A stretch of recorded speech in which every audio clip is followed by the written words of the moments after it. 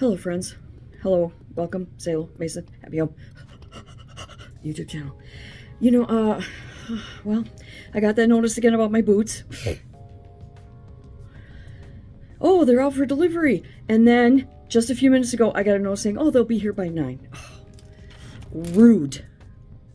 But that aside, I've been listening to the news and looking on Google and Gemini and stuff to figure out and educate myself a little more on these land grabs. I did a brief video, I think maybe a week ago or so, about the land grabs and Donald Trump saying that he wants to broker a deal for Greenland, for the Panama Canal, and possibly Canada. Well, I've learned some things, and I didn't realize, I didn't realize some stuff, but now I'm learning more and more about it.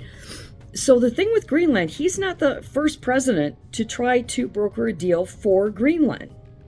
In particular, President Truman, Harry S. Truman, who I'm actually related to by marriage, according to my family, my mom's side. His administration, Truman's administration, way back in the 50s, tried to do it, and some other presidents throughout the years have actually discussed a strategic sale of Greenland. Apparently, it's for military protection as well as its rich resources and to give them a better financial life because apparently, who owns them? Denmark? Apparently, Denmark, I think. And they're bleeding the people of Greenland dry. So there were more than just, it wasn't just for the resources. There was other issues involved, apparently national security issues, and that it's been looked at for, what are we looking at now? 60 plus years since the president actually tried to broker a deal. As far as the backlash about it, there's actually Democratic senators and congressmen that are speaking out. Just most recently, I think yesterday or the day before, John Fetterman, a devout Democrat, he said he understood and he could see the reason behind Greenland, and that, like myself and pretty much everybody, we don't want to take Greenland by force. We never want to support Trump or any administration for taking somebody else's land by force.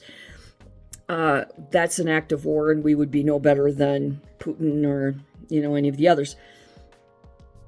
But if you can broker a deal and it's going to make the people of Greenland better, then it's a win-win for everybody. A peaceful deal can make, everybody better. Now, what he was saying about Canada, though, now it makes a little more sense too. Offering the lower states, the lower sections of Canada to become part of America, because apparently we are being charged through the teeth by Canada.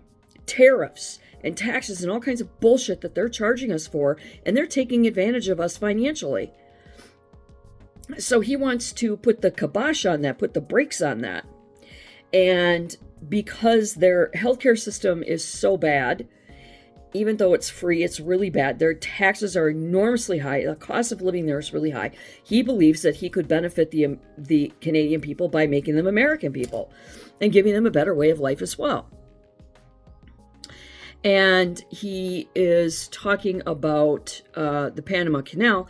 And apparently, we know that's a blatant violation of the contract, and that Panama has allowed China to take over. China's actually making decisions, rules, and laws regarding Panama. They are charging directly from users of the Panama Canal right to China's bank accounts, not even Panama. They're just like sliding right through there.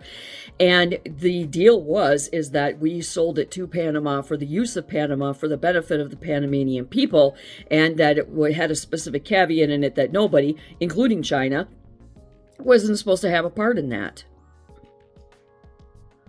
And now they do. So the contract has been blatantly violated by Panama and China, and we have to put a stop to that. Now, that might mean sending in the military to open the doors and, push those Chinese freighters out of there. That one is up for grabs as far as what's going to happen with the Panama Canal and who's going to own that.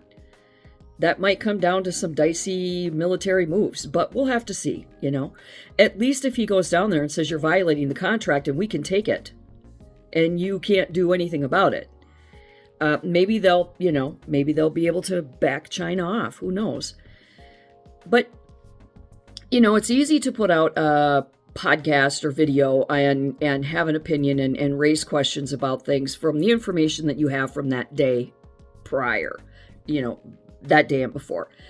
But as you move forward and you learn more and you educate yourself more and you open yourself up to more information from many different sources, then you start to realize that that makes sense, or it could make sense.